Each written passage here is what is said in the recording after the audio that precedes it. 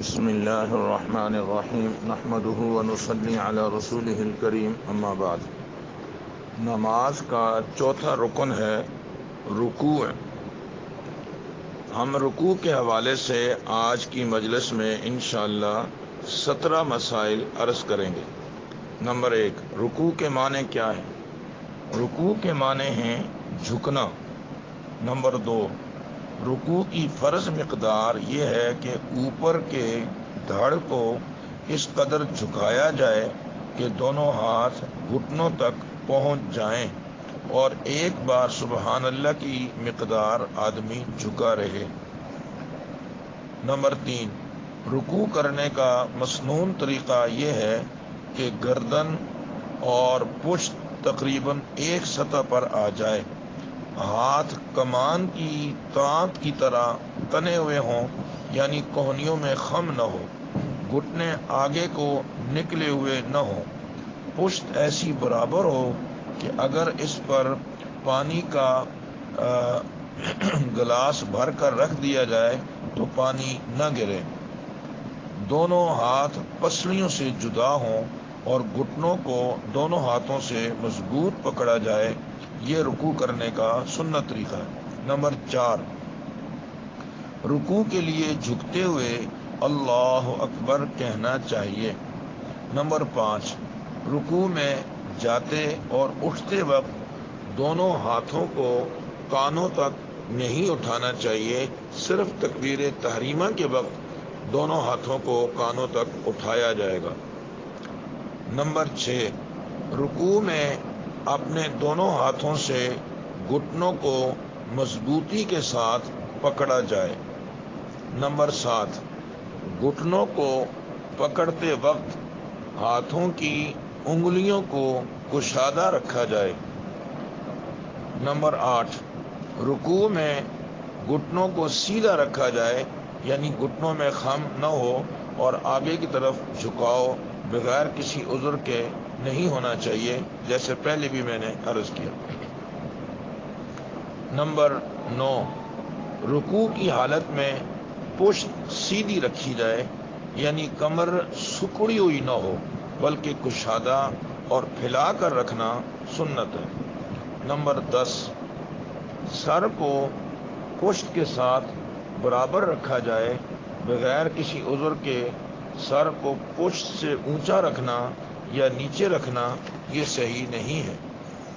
Number 11، قیام کی حالت میں نگاہ سجدے کی جگہ پر، رکوع کی حالت میں پاؤں کی پشت پر، سجدے کی حالت میں ناک کے کنارے پر اور قاعدے کی حالت میں گود میں ہونی چاہیے، اور سلام پھیرتے وقت نگاہ دائیں بائیں کندھوں پر ہونی چاہیے۔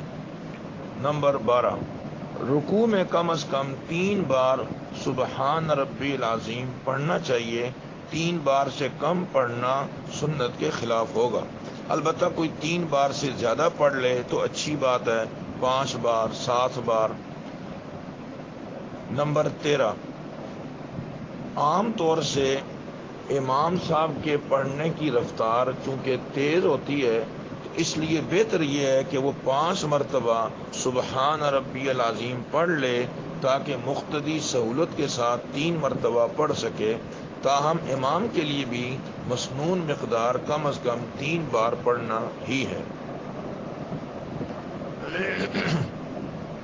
نمبر 14، رکوع سے اٹھتے وقت امام سمع اللہ لمن حمدہ اور مقتدی ربنا لک الحمد کہے، البتہ امام اور مقتدی دونوں اگر ربنا لک الحمد کہیں تو بھی ٹھیک ہے۔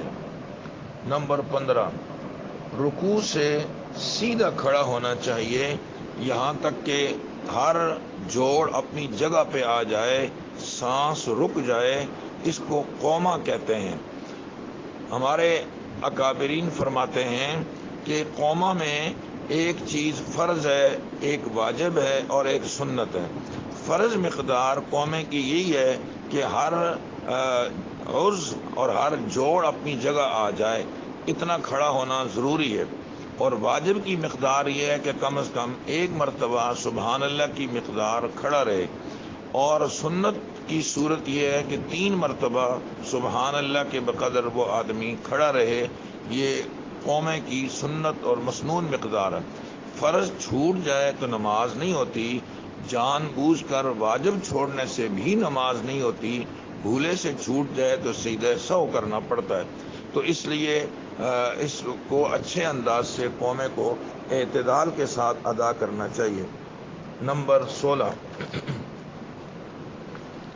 قومے میں اگر آدمی یہ چاہے کہ میں فرض مقدار صحیح طریقے سے ادا کر سکوں بلکہ مسنون طریقے سے میرا قومہ ہو جائے، تو اس کو چاہیے کہ جو حدیث میں قومے کی دعا ہے وہ پڑھ لے. ربنا لک الحمد حمدا کثیرا طیبا مبارکا فی. نمبر 17، آخری بات یہ ہے کہ قومے کے اندر دیگر دعائیں بھی پڑھنے کے لیے موجود ہیں. مثلا ربنا لک الحمد ملء السماوات وملء الارض وملء ما بینہما وملء ما شئت من شیء بعد. اور یہ مسنون دعائیں ضروری نہیں ہیں کہ آپ نوافل میں ہی پڑھیں، نوافل میں بھی پڑھ سکتے ہیں، زیادہ اچھی بات ہے. فرض نماز میں بھی خصوصاً حمدن کثیرن طیبن مبارکن فی پڑھ لی جائے تو کوئی حرج کی بات نہیں ہے. زیادہ نماز لمبی نہیں ہوگی، تاہم زیادہ اذکار پڑھنے جس سے نماز لمبی ہو جائے اور مقتدیوں پر بوجھ ہو تو یہ مناسب نہیں ہے. وآخر دعوانا ان الحمد للہ رب العالمین.